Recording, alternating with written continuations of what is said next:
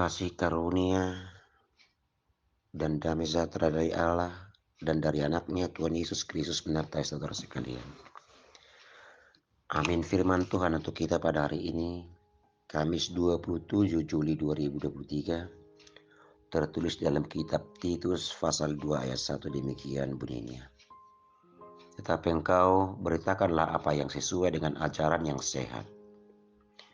Di bahasa Batak, didok, yang goho, hatahon ma, dan nadomu tepoda natikosi.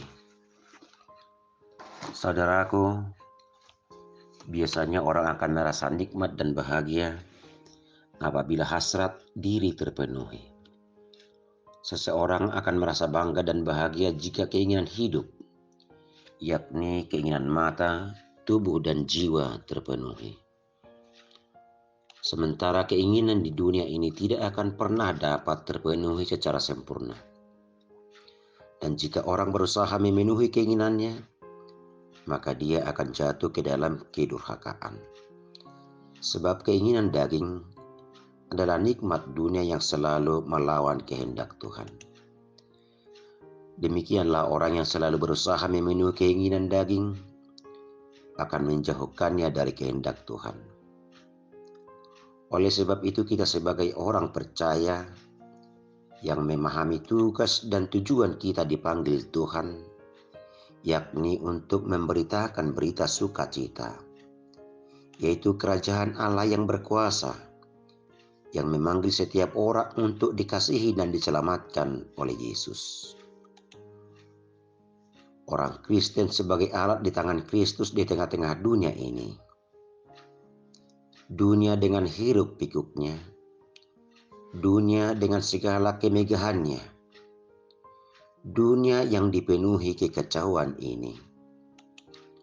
Sebagai petugas Allah, kita harus dengan tegas dan berani memberitakan ajaran yang sehat itu, yang bertolak belakang dengan keinginan dunia ini. Ajaran yang sehat itu adalah Injil Kristus yang menyelamatkan. Ajaran sehat itu adalah kehendak Allah. Sebagai penerus ajaran Kristus, ajaran yang sehat itu, kita tidak boleh terkontaminasi dengan ajaran iblis dan kehendaknya. Sebagai pemegang mandat dari Kristus, kita harus pertama sekali hidup dalam ajaran yang benar dan sehat tersebut. Saudaraku, iblis akan selalu berusaha membujuk dan merayu dunia ini untuk mengikutinya. Dia merayu siapa saja untuk diperhamba dan ditelannya. Tetapi Kristus telah menyelamatkan kita dan dunia ini. Dan kitalah sebagai umat Tuhan menjadi alat di tangan Tuhan untuk menghadirkan kerajaan Tuhan di dunia ini. Untuk itu, beritakan dan ajarkanlah ajaran yang sehat itu, yaitu kehendak Kristus yang menyelamatkan. Dan hiduplah di dalam ajaran yang sehat itu. Jadilah teladan. Amin, kita berdoa.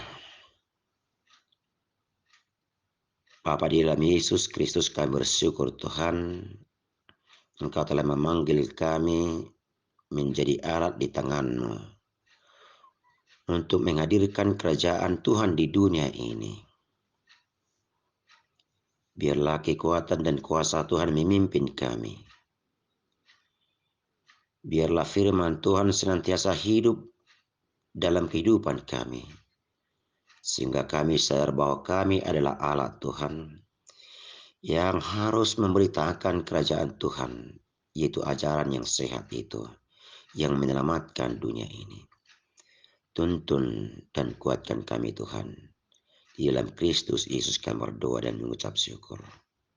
Amin.